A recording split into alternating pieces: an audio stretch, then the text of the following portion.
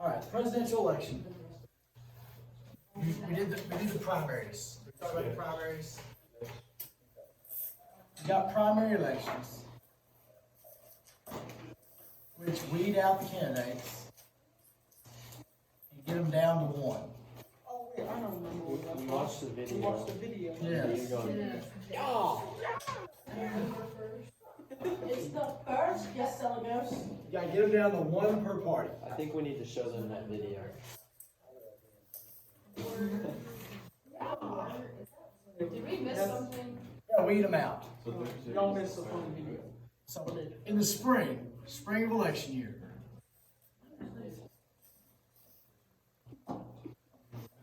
Spring of election year, there's gonna be a Democrat and Republican primary in each state.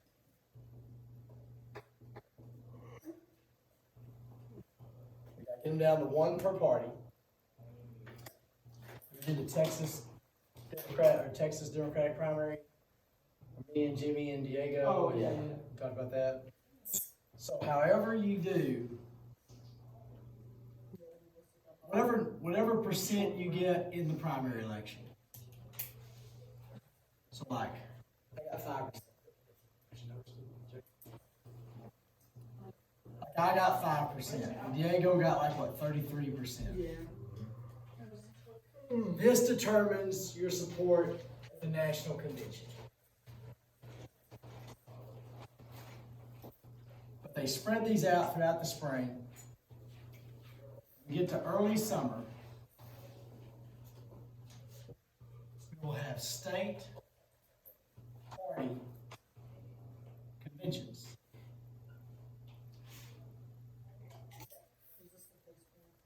Yes. This is boring. I don't know why anybody would want to go to one of these, but there are people who live for this. And they would look at me and go, why would you ever want to go to a college football game?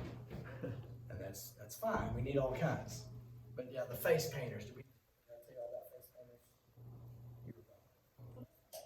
Oh, I saw. State party conventions. What does it say about primary? We're gonna get to, yeah, if there are 100 delegates to the national convention, 5 would be me, 33 would be your people. Oh, no, I was talking about like the primary. Above that one. Oh, they weed out, they get them down to one per party. Got more than one per party, you gotta have a primary election. Wise County Sheriff could have a primary, more than one per party. But these conventions, you got a bunch of face painters. The people that love politics, that love Democrats, that love Republicans, whatever. I would never be caught dead there. But they won't be there. At those state party conventions, they pick delegates to go to the national convention where they pick the presidential candidate. And you have face painters from all over the country. They're wearing their red, white, and blue shirt and hat. Okay, next time there's a presidential election, 2024.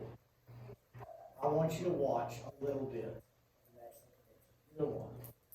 And there will be a 60-something-year-old, overweight, blonde-headed woman with a huge Uncle Sam hat and or white cowboy hat with red, white, and blue stuff on, and a white shirt, hilton, and just tears coming down her mascaraed face. And I promise that you'll see that happens every time. What if we don't want to watch it just because we'll see it? What if we don't want to watch it? That's fine. Percent. Whatever you get in the primary election, that determines how many delegates you get at the national. But what happens by the time we get to here, there's one candidate. 99% of the time, there's one candidate, so nobody's a Ryle supporter anymore. They're all whoever supports. Yeah. 4 years ago, in 2016, Hillary Clinton and Bernie Sanders went all the way to the convention. That's the only time in my lifetime that's ever happened. It used to happen all the time back in the old days, back in the 1800s. At the national convention, they do 3 things. Did I show you the clip of the national convention? Probably not. So we go to the national convention, late summer.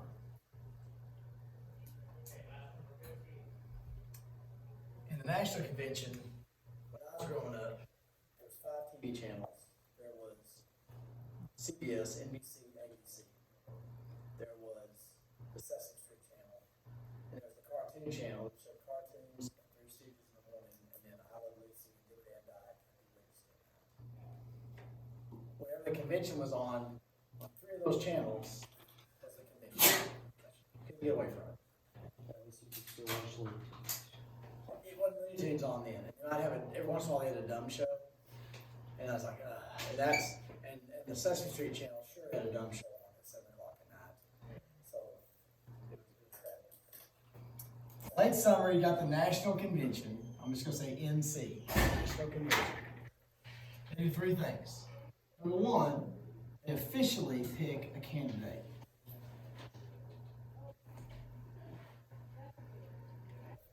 All the delegates, there's not 100 delegates there from each state. It goes by population, and there's multiple thousands of delegates. I don't know how many there is. On the night they pick the candidate, they officially nominate a candidate. Every state announces their voting, who the delegates voting for. And they go on like a 10-minute diatribe about their state. The state of Connecticut, the great state of Connecticut, the home of people who can't spell their state, and it goes on for the home of it. You have to sit there and wait, and then they say, however many voted for the next president of the United States, and then they play out. All those little horn things go off. When it gets to the state that pushes the nominee over the top, that gives them the number they need to be the nominee. It's like when you hit the 500th home run and the game stops. As soon as they announce it, balloons, confetti, a band is playing, people are clapping and cheering, and that's where you see the fat lady with the tears. And they go on, and then the rest of the states. Okay, well, we voted for them too. I mean, it's just why, everything's, yeah. They don't want to see the rest of the states. Pick a candidate. Usually the only drama at the convention is who is going to be the vice president. That's usually where they announce the vice president. But even today, now they stop doing that sometimes. We already know the vice president. And when you pick a vice president,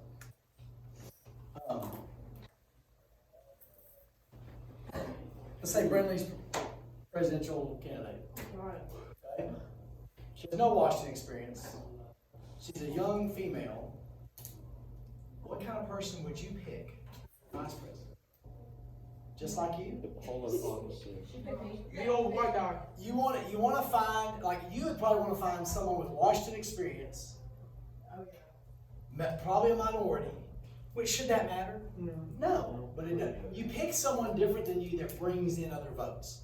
The job of the vice president is to bring in votes to you. Joe Biden was an old, experienced politician and brought in a younger, female, less experienced politician that's like a double minority. She's Indian and African American. So she's like the trifecta. A female Indian, African American. Which doesn't matter, but it's all that matters. Does that make sense? Their job of vice president is to get you votes. Johnson, when Kennedy, because he was a Yankee Catholic, couldn't get votes in the South. So he picked Lyndon Johnson, who was a longtime Southern Democrat, to bring votes in, and they hated each other. And after he was elected, he said, go in the corner, I don't want to see you anymore. Johnson said, fine, I don't want to see you either. They really didn't like each other. And the last, they draw up a platform. If the vice president doesn't want to work with the president, can they say no? Yeah, you don't have to be vice president. Like you used to do this. I mean, You get to see them, right? and if your ambition is to be president, that really helps. If you're vice president, next time you're probably going to be the presidential candidate. Like Joe Biden. Not Joe Biden. But he skipped a year. Barack But Obama. President Obama. He actually ran for president in 1988. You didn't make it He early. did make it. You know why? Because people had common sense. Well, Now, yeah, what's back a- then he was racist. What's a platform? No, he's not. Just a platform in general. What a platform is. Like something you stand on. Something you stand on. A party platform is their beliefs, what they want to accomplish, the things they stand for. The Democrats will always have abortion in their platform. That's the greatest thing ever. Republicans fight about it. They rarely have abortion in theirs. But they'll include all these little things about what they believe, what they want to have happen. In 2012, the Democrats had a problem. Israel, their capital is Tel Aviv. Now, Israel is one of our big allies. Did you watch that one? Is it when you say I'm gonna let yay? yes, the A's and A's. Did y'all see that one? We didn't see that one. I'll let y'all see that. Boys did. They were voting on whether to recognize Jerusalem as the new capital of Israel, which is controversial because Jerusalem is a Muslim holy city, a Jewish holy city, and a Christian holy city. I think this should. Well, I do too. But there was a lot in the Democratic Party that did not want to. There was a lot that did want to. So they were voting on that.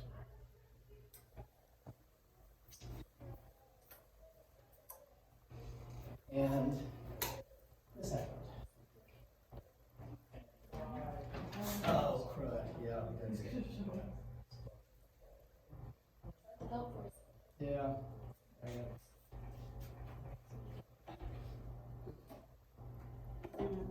It's like, yay. Hooray.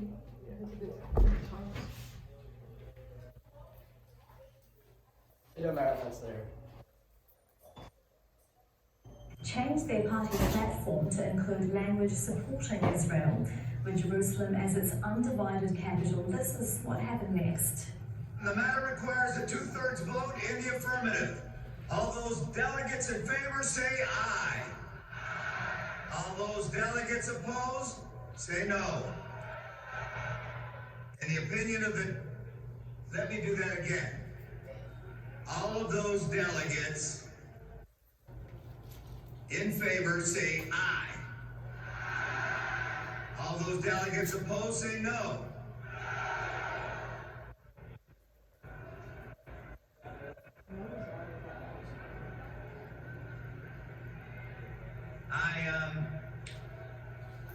I guess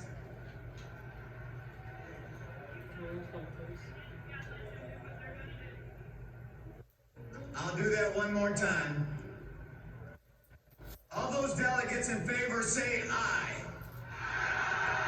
All those delegates opposed say no. In the opinion of the chair, 2/3 have voted in the affirmative. The motion is adopted, and the platform has been amended as shown. So, that was, they just assumed, I guess they either assumed it was gonna pass and didn't think it was gonna be a big problem, and they just went ahead and did it anyway. That's the platform. Now you got the two candidates, and now we have the campaign. September, October, we got the real campaign.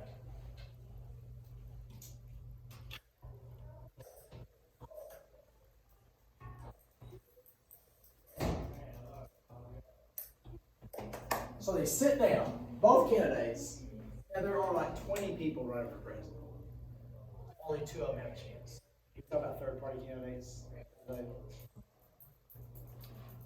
If I'll show you 1992 and 2000.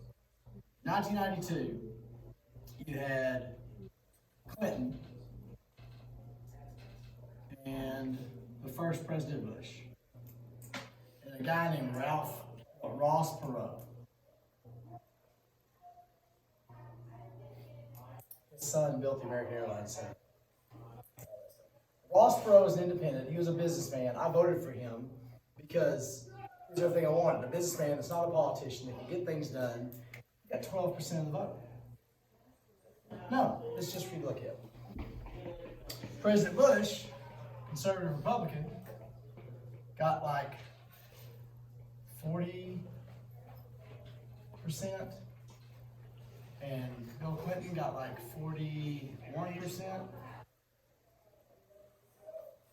So what did Ross Perot running do? Votes away from President Bush, Bill Clinton won the election. It was one of the first elections we'd had in forever where the winner didn't get a majority of the vote. If Perot hadn't won, Bush would have won in a landslide. In 2000, you had Vice President Al Gore, you had Republican Governor Bush of Texas, and you had independent Green Party, Ralph Nader. Ralph Nader's economic policy was if you make more than $100,000 a year, everything goes to the government. Okay, stay with me. Don't look at that. Which meant if you made $1 million, $900,000 went to the government. $100,000 you got to keep.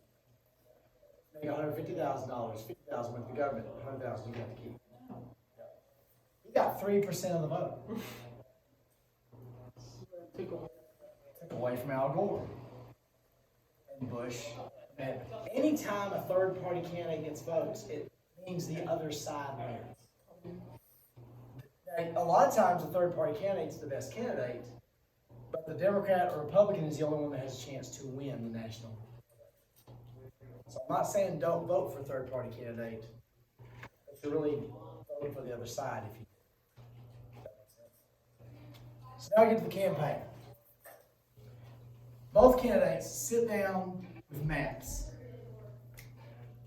They get the maps out and they get their poll numbers out.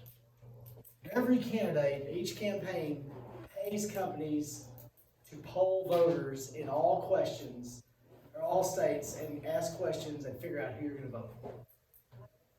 So they get their poll numbers, they look at these maps, and they say, what states are we going to win? For sure. And what states are we going to lose? For sure. And they can figure that out based on the poll numbers.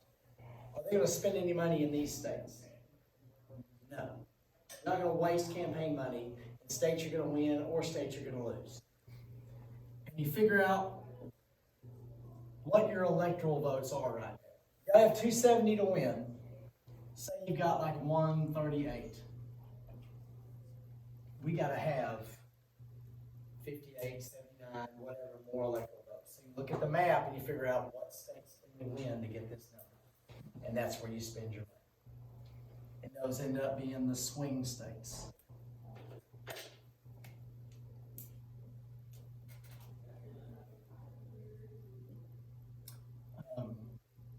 Florida,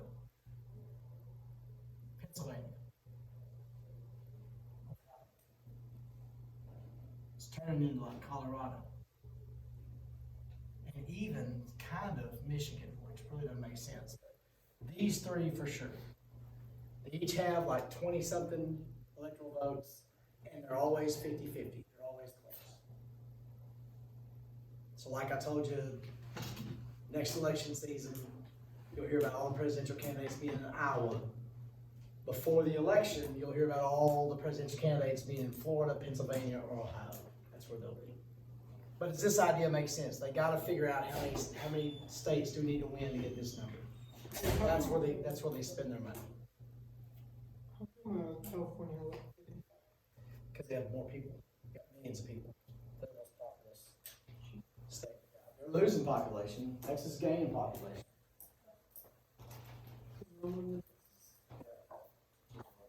My sister bought a couch from somebody that moved from California.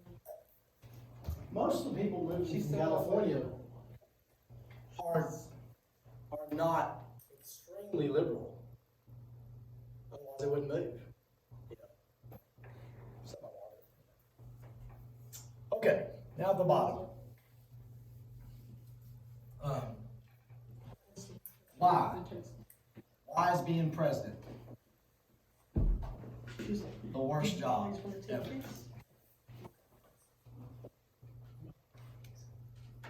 What's crappy about being president?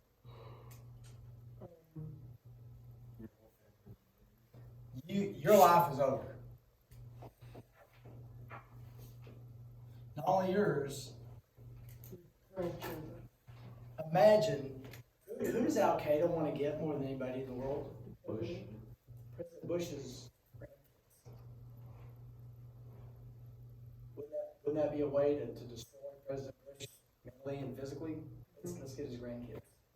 So you're putting everybody in a, you're messing everybody's life up. It's about all that if you're president. President Obama had little school-age kids. I think President Carter was the last ones we had that were school-age. Imagine being the president's kid. Can't go over a friend's house. They can't come to yours. I mean, your life. That's a big deal. Oh, especially this kid, 8 years. Yeah. Kids, yeah. But they were kinda in that way anyway. They were kinda in He's that like already a millionaire. situation, like where celebrity people knew and. You think there's like a school for those kids? Yes. Yeah, there's a lot, Washington State has a lot.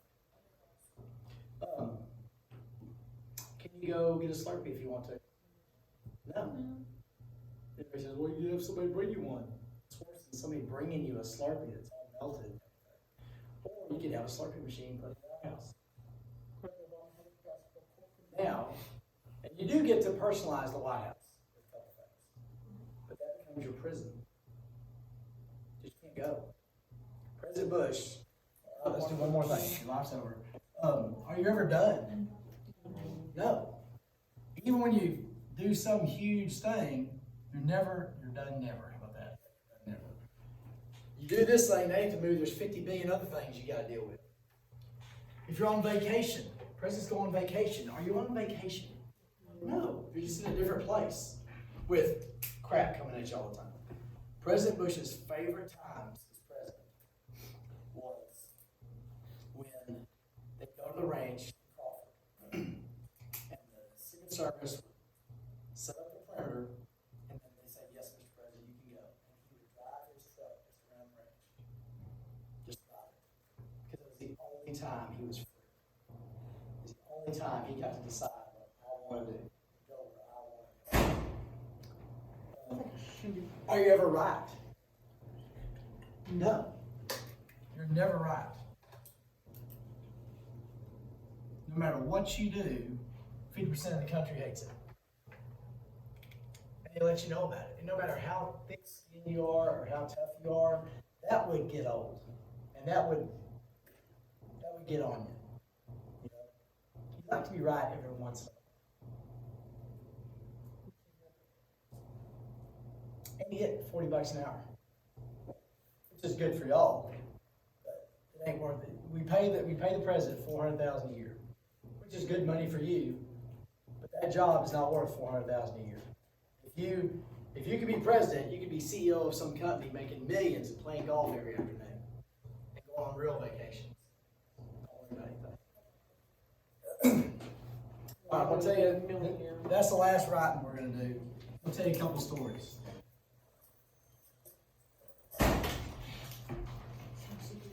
In 1876, we had the weirdest election that we'll ever have. Rutherford B. Hayes ran against Sam Tilden. And they had problems in several states. There's 3 or 4 states they had problems.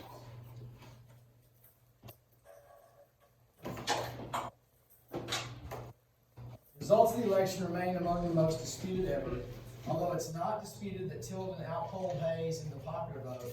At the first count of votes, Tilden had won 184 electoral votes to Hayes' 165. There was way less states then, so it didn't have 270.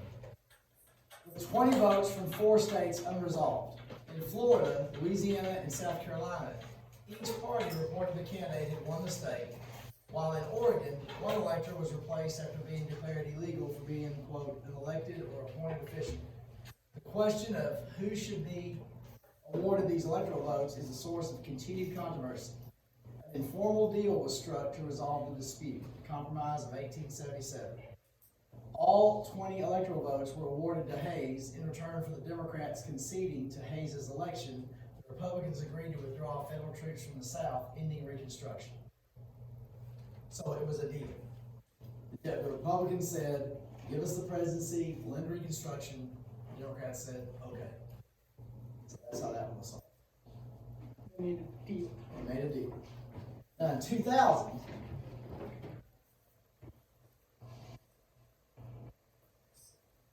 we had Bush versus Gore.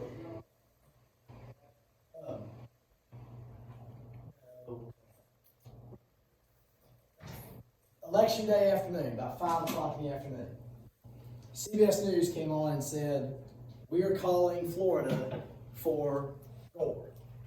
Gore has won Florida. So what's going on at 5 in the afternoon?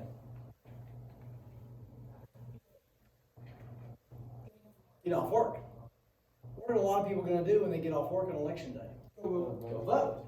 So you get in the car, you turn on the radio, and you hear the news say, Al Gore has won Florida. We're probably not doing it anymore. I'm not going to waste time voting. I'm going to go stand in line. We'll go get something to eat. I came back about 10 minutes later. He said, it's too close to call. So we're taking back, Gore has not won Florida. They'd already messed it up.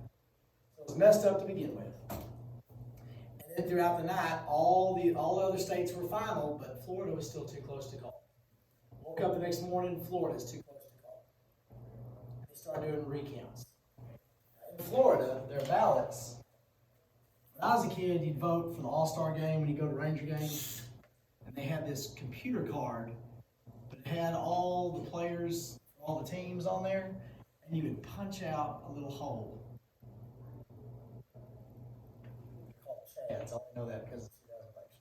And it was perforated, you'd punch it out, and pull the hole away, and you put it through the computer, and it would count the ballots. That's how Florida's was. And the rule is, you have to punch it out and tear it off. There has to be a hole there. You can't just poke it, you halfway push it out, and if it's not voted right, they put it over to the side. Well, through these recounts, and this took about 3 weeks, throughout these recounts, they decided this is so important. We're going to go get those other ballots that were thrown out. We're going to look and count those too. We're going to get a Democrat and a Republican. So we'll look at these ballots and see if they can figure out. You just got to like an average Joe to do it. That's what it looks like. You have a Democrat and a Republican looking at the ballot, trying to figure out, did they mean to vote for this person? There's 2 holes here, but this one's. And that was a symbol of this election. That little picture right there. This went on for 3 weeks. We didn't know who the president was. Now, every state has a date that is the final date for recounts on an election. Does that make sense? Is that the way it should be? You have to have a day where it's final. So by law, the state of Florida gets to that date. And the Secretary of State of Florida comes on and says, today is the day to certify the elections. All recounts have stopped. President Bush has won, or Governor Bush has won Florida. The Democrats sued. It went to the Florida Supreme Court. Every class was interesting there. Went to the Florida Supreme Court, and they said, you know what, we're going to give you extra days. Now, what do you think about that? Forget Republican, forget Democrat. What do you think about the judicial branch saying, you know, we're going to give you extra time? What did they just do? They changed the law. They rewrote the law because they changed the date. Republicans sued. Went to the Supreme Court. And all this time, we don't know who the president is. We got into December. Supreme Court said that is unconstitutional.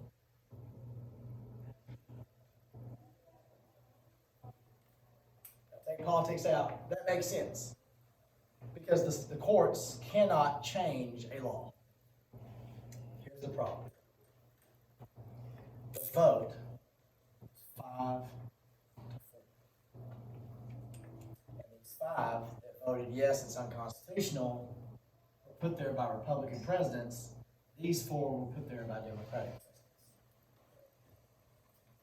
In the Supreme Court, they discuss some things. They don't try to persuade each other. They don't debate stuff. vote on stuff. They'll give their view, and nobody tries to change their mind. They just give their views, everybody gives their views, and then they vote. If I'd have been, Chief Justice, I would not have let that vote come out like that. It would have to be 6-3 or 7-2. You can't come out 5-4 with it down political lines. And that's where you'll get history. Look, sometimes the Supreme Court gave the president. Have a great day.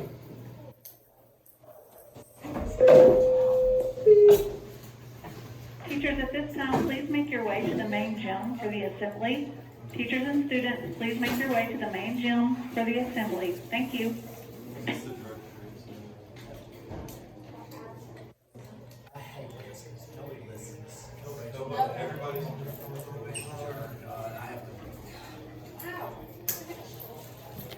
I mean, we've heard it every year since Tom